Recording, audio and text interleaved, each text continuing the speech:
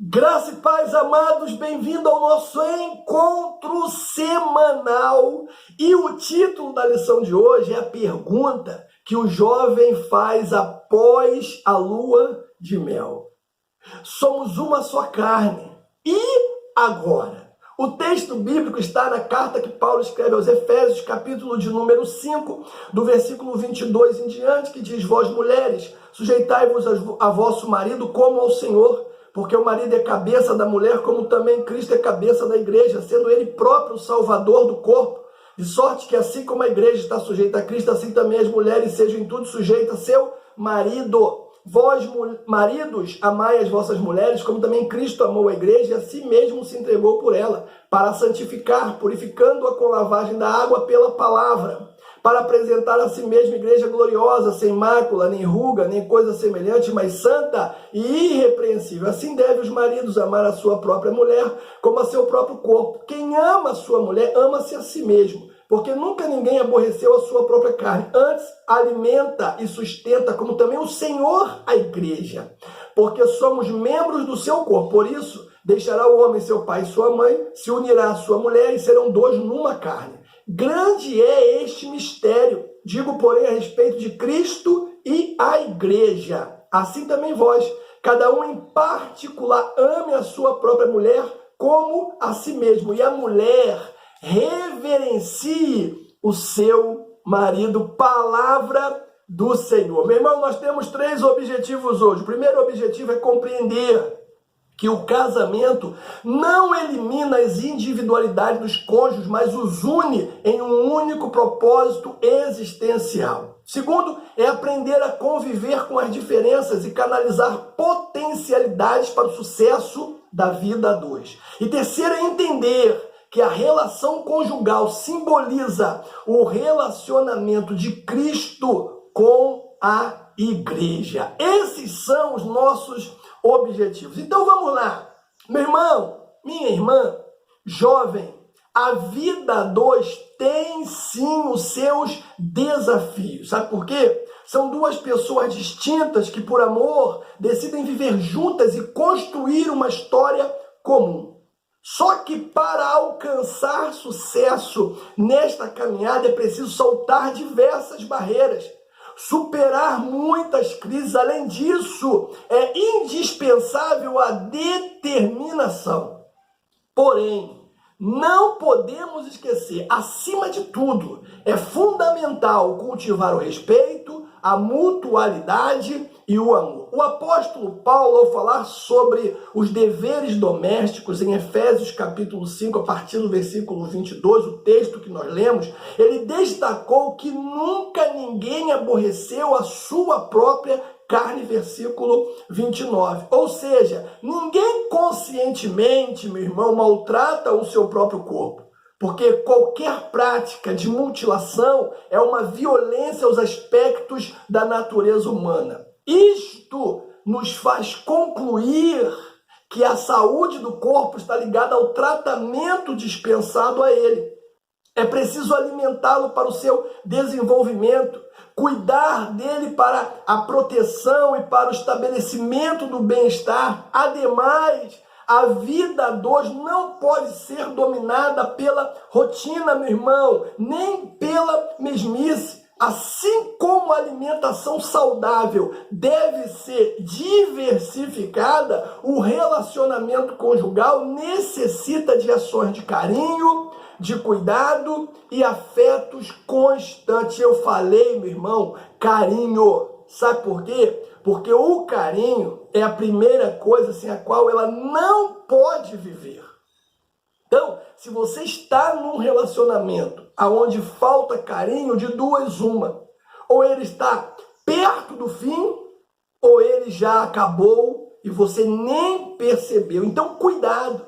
E eu digo isso porque o carinho, ele é o cimento da relação. Para a maioria das mulheres, carinho simboliza proteção, cuidado, conforto, aprovação. Fora as mensagens, que o carinho transmite, tipo, eu gosto muito de você, Eu me importo com você e não quero que nada de mal lhe aconteça. Eu me preocupo com os seus problemas e quero ajudá-la a resolvê-los. Olha quanta mensagem poderosa. Então, diante disso, eu quero aproveitar e fazer uma pergunta a você. Em uma escala de 1 a 10, sendo 10 muito carinhoso, quão carinhoso você é com o seu cônjuge? Que nota ele lhe daria? Meu irmão, anos de casamento são feitos de atitudes diárias. Nunca se esqueça disso. O primeiro ponto da nossa lição é conceituar a expressão uma só carne. E dentro desse primeiro tópico nós vamos ver 3 coisas: a união fisiológica, a união sociológica e a união espiritual. Adão, em Gênesis 2:23, ele faz uma declaração que ela é sensacional. Ele diz: esta é agora osso do meu osso e carne da minha carne. Esse texto, meu irmão, ele destaca a união profunda que havia entre o primeiro homem e a primeira mulher. E eu quero aqui destacar alguns aspectos, e implicações dessa união. Começando pela união fisiológica. Meu irmão, a célula humana ela tem 23 pares de cromossomos, dos quais 22 não apresentam diferenças entre macho e fêmea, os autossomos. Os outros 2 cromossomos, ou heterossomos, ou cromossomos sexuais, apresentam diferenças. Um exemplo: as mulheres possuem 2 cromossomos sexuais perfeitamente homólogos, X e X. Os homens possuem um cromossomo X e o outro não homólogo a X, denominado Y. A ciência, amados, comprova que a mulher veio do homem, os autossomos, mas ambos são diferentes entre si, pois se completam biologicamente para a perpetuação da espécie, os heterossomos. Ou seja, a relação, meu irmão, binária entre macho e fêmea revela, sobretudo, a grandeza do Criador, uma vez que a estrutura anatômica masculina e feminina possibilita-lhes a perfeita união física. Aí nós temos a união sociológica. Cara, isso é bombástico, porque antes da criação da mulher, não havia comunicação plena entre o homem e os animais, pelo fato de pertencerem a espécies diferentes. Em Gênesis 2:18, a solidão do ser feito, a imagem e semelhança de Deus, ela é revelada. O próprio Senhor olha e ele mesmo diz: não é bom que o homem esteja só. Nós vimos isso no primeiro vídeo, na primeira lição. Ou seja, meu irmão, o ápice daquilo que se entende por relacionamento deu-se quando Deus formou Eva a partir de um elemento retirado de Adão. E é importante, não podemos esquecer, é importante destacar que a história da civilização humana ela é calcada nesta inter-relação homem, mulher e sua prole. Aí nós temos a união espiritual, ainda dentro do primeiro tópico. A união conjugal é também, e que fique claro isso, um reflexo da natureza divina. O primeiro nome atribuído a Deus no texto sagrado é Elohim, termo hebraico que revela a natureza e a unidade composta do ser de Deus. Literalmente, Elohim significa deuses, uma palavra no plural. Na Escritura, meu irmão, a doutrina do Deus Uno é fortemente trabalhada. No primeiro capítulo, do primeiro livro bíblico, nós vamos vislumbrar a gênesis da doutrina da Trindade. Em Gênesis 1:1 e em Gênesis 1:26, nós vamos ver ali de maneira muito clara Deus coexistindo em 3 pessoas distintas. Veja bem, a unicidade de Deus é retratada na união entre homem e mulher. Por isso que em Gênesis 2:24 diz o quê? Por isso deixará o homem, pai e mãe, se une a uma mulher e tornam-se 2, uma só carne. O verbo aqui, cara, ele é o diferencial, o verbo hebraico, para a palavra unir, porque pode ser traduzido por colar, cimentar. Olha que coisa extraordinária. Deus tomou da costela de Adão, né?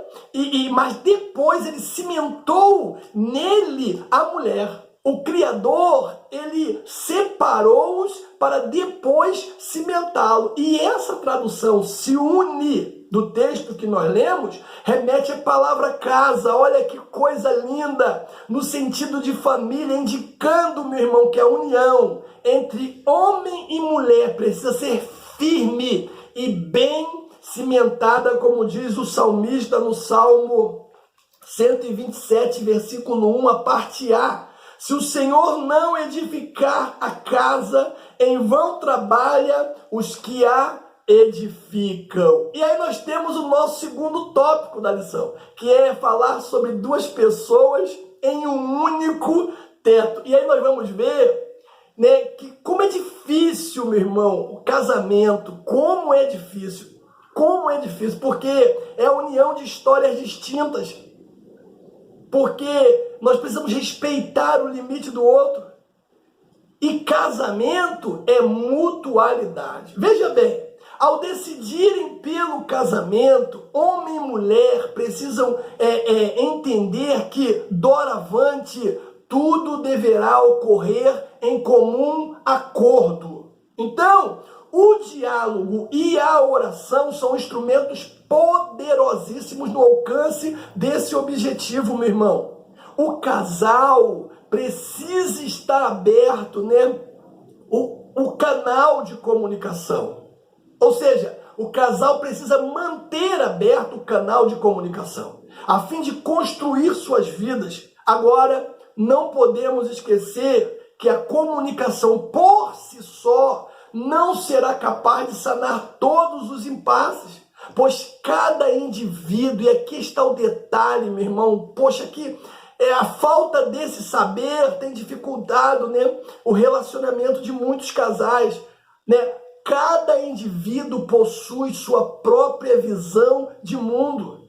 O Espírito Santo, Divino Consolador, nesses casos pode ajudar no convencimento e na condução dos desafios impostos ao relacionamento conjugal. Por isso, meu irmão, que eu sempre digo que uma das formas do casal frutificar em meio às tempestades, né, em meio às lutas e em meio às crises, é praticando, né, o devocional. Então, se ele vai orar, se possível, ore junto. Se ele vai ler a Bíblia, se possível, leia junto. Se ele vai jejuar, se possível, jejue juntos. Não é fácil o relacionamento a dois, vida a dois, né? Porque são, como eu disse, histórias, né, distintas. História muito distinta, muito diferente.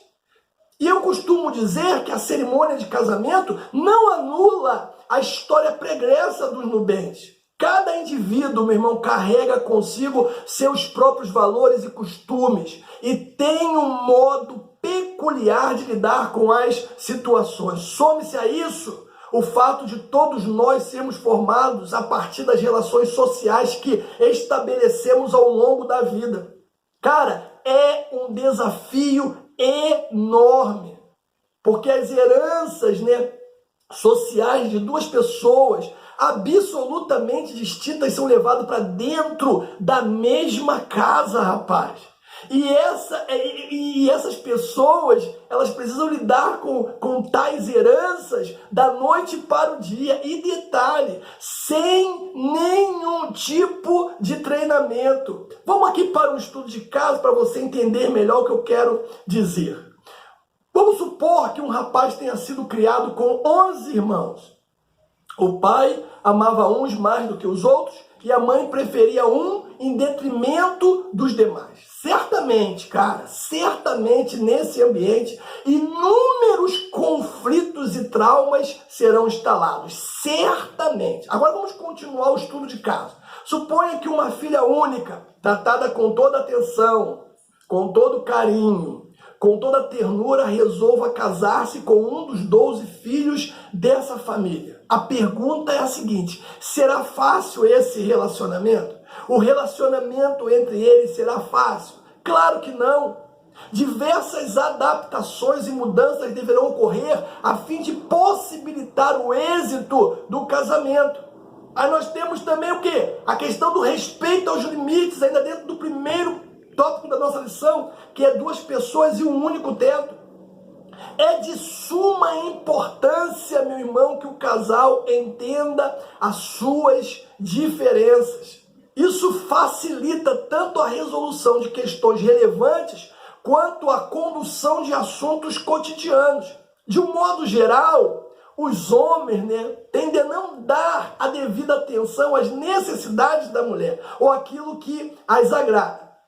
Isso é, na verdade, um grande equívoco. Como pode, por exemplo, o marido, não saber o dia e a hora do primeiro beijo? Como pode esquecer da data do aniversário da esposa? Ou do dia em que se casaram? Como pode não saber a cor preferida da esposa com quem convive há tanto tempo, meu irmão? Não se lembrar da música que embalou o primeiro encontro? Isso é inaceitável, rapaz. Meu Deus, não pode acontecer. Então, conhecer o companheiro facilita a convivência e evita conflitos. Entender o perfil e a maneira como cada um responde, aos problemas externos corrobora, o encaminhamento das questões conjugais. Além disso, quando característica ou as características do outro são consideradas, cobranças não são feitas com veemente dureza. Assim é possível desenvolver e utilizar as habilidades naturais de ambos em prol do quê? Do sucesso da família. Cara, quando conhecemos o outro e a nós mesmos buscamos atuar em nossos defeitos com vistas à superação e ao aprimoramento das potencialidades. Então, o marido, sendo mais introvertido, precisará, em muitos casos, buscar agir com mais o quê? Energia. E a mulher, sendo mais expansiva, precisará acalmar o seu ímpeto, esperando o tempo do marido. Ou seja, o que eu quero aqui deixar claro é que os limites devem ser respeitados, mas ambos precisam superá-los e potencializar as suas virtudes. O outro ponto, do segundo tópico é o casamento e a mutualidade. Meu irmão, mutualidade é a qualidade ou estado do que é mútuo, o que implica em reciprocidade, permutação ou troca. Significa dizer que quando há mutualidade, os envolvidos trabalham para o bem-estar do todo. Todo bem realizado ao outro redunda em um bem a si mesmo. Foi isso que o apóstolo Paulo falou, Efésios capítulo 5, 28, o texto básico. Quem ama a sua mulher, ama a si mesmo. Meu irmão, que coisa linda, que coisa forte, que maravilha. Aí nós entramos no terceiro tópico da lição, que é Cristo e a igreja, o casamento ideal. Meu amado, no Antigo Testamento, Deus tratou Israel como esposa e destacou a importância da fidelidade. No Novo Testamento, Cristo é o noivo da igreja. O casamento e as suas implicações lançam luz à vida espiritual. Foi o texto que nós lemos aqui, Efésios 5, do 25 ao 27, que diz: vós, marido, amai as vossas mulheres, como também Cristo amou a igreja e assim mesmo se entregou por ela, para santificar, purificando-a com lavagem da água pela palavra, para apresentar a si mesmo igreja gloriosa, sem mácula, nem ruga, nem coisa semelhante, mas santa e irrepreensível. Então veja você que essa questão, de casamento, ela foi construída lá no Antigo Testamento, casamento entre Jeová e Israel. Jeová, no Antigo Testamento, é descrito como marido do povo de Israel. Isaías, capítulo de número 54, versículo 4 e 5, ele diz assim: não temas, porque não serás envergonhada, e não te envergonhes, porque não será confundida. Antes te esquecerá da vergonha da tua mocidade, e não te lembrarás mais do opróbrio da sua viuvez. Porque o teu Criador é o teu marido, Senhor dos exércitos é o seu nome, Santo de Israel é o teu Redentor. Ele será chamado o Deus de toda a terra. Aí você vai em Oséias, irmão, que livraço poderoso. Porque Oséias é o exemplo clássico desta comparação. Por meio da história desse profeta, Deus demonstrou o seu amor para com o povo de Israel. Oséias capítulo 2, dá uma lidinha para o vídeo 2, do versículo 14 ao 23. Dá uma lida aí, meu irmão, no nome de Jesus. Então, o Senhor ordenou a Oséias: vai até uma mulher de prostituições, Oséias 1:2. Aí o profeta obediente, né, ele vai aonde Deus tinha enviado ele, tira Gomer da devassidão, né, olha que ela tem um nome, né, ama esta mulher, deu a ela um nome, uma família, deu a ela filhos, tratou ela com dignidade, meu irmão, que livraço, tratou ela com muitíssimo amor. Porém, Gomer foi infiel e voltou às antigas práticas. Mesmo sofrendo, aí que está o detalhe maravilhoso, mesmo sofrendo as consequências dessa traição, Oséias a perdoou. Oséias, meu irmão, capítulo de número 3, do versículo 1 ao 3. E o Senhor me disse: vai outra vez, ama uma mulher amada do seu amigo e adúltera, como o Senhor ama os seus filhos de Israel. Embora eles olhem para outros deuses e amem os bolos de uva. E a comprei para mim por 15 peças de prata e um homem de cevada, e meio homem de cevada. Ele disse: tu ficarás comigo muitos dias, não te prostituirás, nem serás de outro homem. Assim quero eu ser também para ti. Aí está o texto.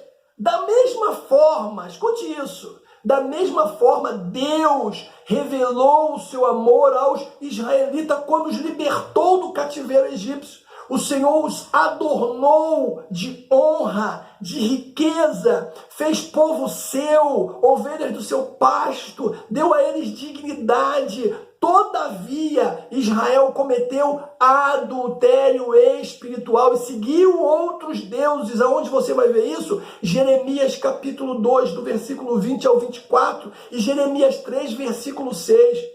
Mesmo diante, aí que é o detalhe, mesmo diante de tamanha infidelidade, o povo israelita, após sofrer as consequências dos seus atos, porque houve consequências, ele se volta para Jeová, e Jeová os perdoa e restaura, como diz Oséias, capítulo de número 3, 4 e 5. Porque os filhos de Israel ficarão por muitos dias sem rei, sem príncipe, e sem sacrifício, sem estátuas, sem éfode e terafins. Depois tornarão os filhos de Israel e buscarão o Senhor seu Deus e Davi seu rei, e temerão o Senhor e a sua bondade no fim dos dias. Cara, isso é muito bacana. Aí nós temos também a união de Cristo e a igreja. Mesmo não oferecendo orientações práticas para maridos e mulheres, o tema casamento, irmãos, esteve presente nos diálogos e discursos de Jesus. Primeiro, ele se posicionou a respeito do divórcio, Mateus capítulo 10. Segundo, ele comparou o reino dos céus a um rei que celebrou as bodas do seu filho, Mateus capítulo 22. Ele propôs a parábola das 10 virgens que saíram ao encontro do esposo, Mateus 25. E por último, ele fala sobre o casamento pós-túmulo, Lucas capítulo 20, a partir do versículo 34. Fato é, meu irmão, que Jesus deu muita importância ao tema casamento. Tanto que iniciou o seu ministério terreno em um evento que pontua o maior voto de fidelidade estabelecido entre duas pessoas, as bodas. João, capítulo de número 2, versículo 11. Ali ele opera um milagre, e com esse singular milagre, em Canaã da Galileia, Jesus ratificou o valor do matrimônio, instituindo ali, naquele momento, um novo pacto com os homens. Eu quero concluir a nossa lição, irmãos, primeiro, reforçando o que nós vimos. Primeiro, nós conceituamos, aquela expressão uma só carne. Segundo, nós falamos sobre duas pessoas e um teto, em um único teto. E terceiro, nós falamos sobre Cristo e a igreja, o casamento ideal. Não podemos banalizar o casamento, adotando o divórcio como prática fortuita. Não é aceitável justificar o fim de uma aliança, amados, apresentando como motivo a incompatibilidade de gênios. Precisamos o quê? Buscar soluções. De que forma? Com graça, com oração e disposição. O casal, ele precisa atuar junto para o sucesso da família. Então eu tenho aqui um recado de Deus para você que me assiste. Não desista no nome de Jesus. Deus pode e quer operar o milagre e proporcionar alegria à sua casa. Que Deus te abençoe.